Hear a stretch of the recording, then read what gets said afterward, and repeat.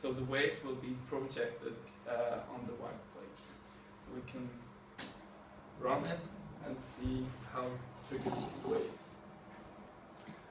So in computational science, it is actually important to have a comparison of reality and our simulation, because it doesn't make sense to simulate something which doesn't even exist.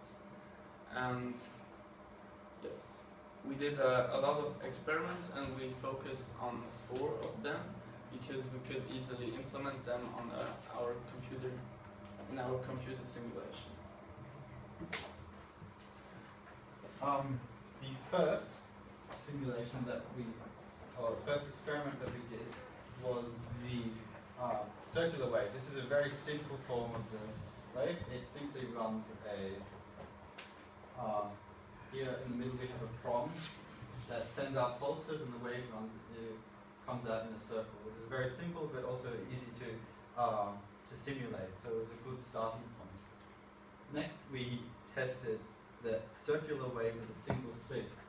Here is the point at which the waves start and travel out in a circle, and then until they reach this line here. This is a wall with a gap here. You can see the wave travels to this point and reflects on both sides and moves through. A short video.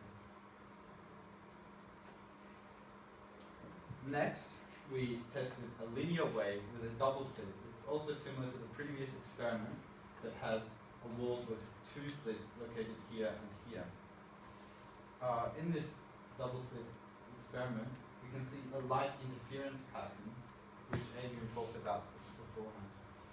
We can also see that the linear waves, after they travel through the slit, turn into circular waves. And lastly, we tested a circular wave for 2 impulses. We did this to show the interference pattern even better. You can see here faint lines where the water doesn't move at all, and next to it lines where the waves seem a lot higher. This is a clear indication of an interference pattern. So we'll move on to the results.